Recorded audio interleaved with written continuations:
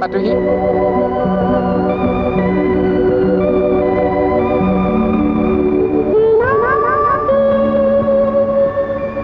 उषा जी, actually Usha जी नहीं, उषा जी।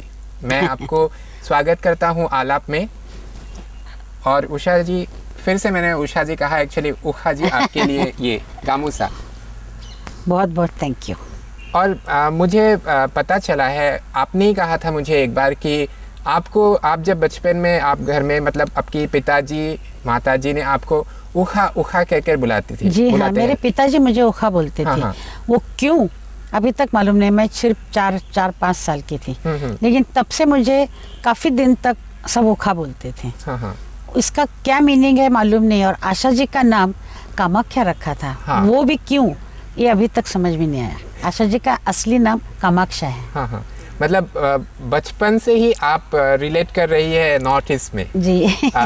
और एक उसमें एक बात है कि आपकी फ्रेंड नंदा, अभिनेत्री नंदा, हाँ, तो नंदा के साथ आपका बचपन का काफी टाइम गुजरा जी है। हाँ, मुझसे छोटी है वो। हाँ, तो उसी टाइम आपने सीखे थे मणिपुरी सीखा था मैंने। हाँ। तो वो थोड़ा सा हमारे व्यूअर्स नहीं, वो नंदा सीखती थी, उसकी बड़ी बहन मीना सीखती थी। तो वो देखते, मैं छोटी थी, नंदा से बड़ी और मीना से छोटी, उसकी बड़ी बहन का नाम मीना था। तो वो सीखते थे, तो इसलिए मैंने कहा मैं भी सीखूंगी। तब साथ में काम करती थी दीदी उनके साथ में, विनायक राव के पास। तो उनका घर का एटमॉस्फेयर देख के मुझे लगा मुझे भी सीखना चाहिए। थोड़ा सीखा मैंने, ज़्यादा नहीं सीखा, क्योंकि मेरा गाने की तरफ और पेंटिंग की तरफ ज़्यादा ध्यान था। वो मिक्सअप हो जाता है, बहुत सारी कलाएं एक साथ नहीं करनी चाहिए, तो किसी को न्याय नहीं दे सकते हैं। आपने अभी कहा कि जो पेंटिंग के बारे में, तो जब आप छोटी थी तब से ही आप? मैं तब से पेंटिंग करती हूँ। मतलब ऐसे किसी के फोटो की कॉपी कर ली, किसी की पेंटिंग की कॉपी कर ली, बच्चों की, वो करती थी मैं। मेरी माँ करती थी, वो देख के मुझे लगा मुझे भी करना चाहिए, तो मेरा हाथ अच्छा था। फिर मैं गई, बहुत बड़े पेंटर दलाल, दीनानाथ दलाल, जिनका बहुत नाम था, तो उन्होंने कहा मुझे ये दिवाली के मौसम में मैं नहीं सिखा सकता हूँ, मुझे बहुत काम होता है। उनका मैगजीन भी था। तो फिर मैं गई इंस्टीट्यूट में, अचरेकर एकेडमी में।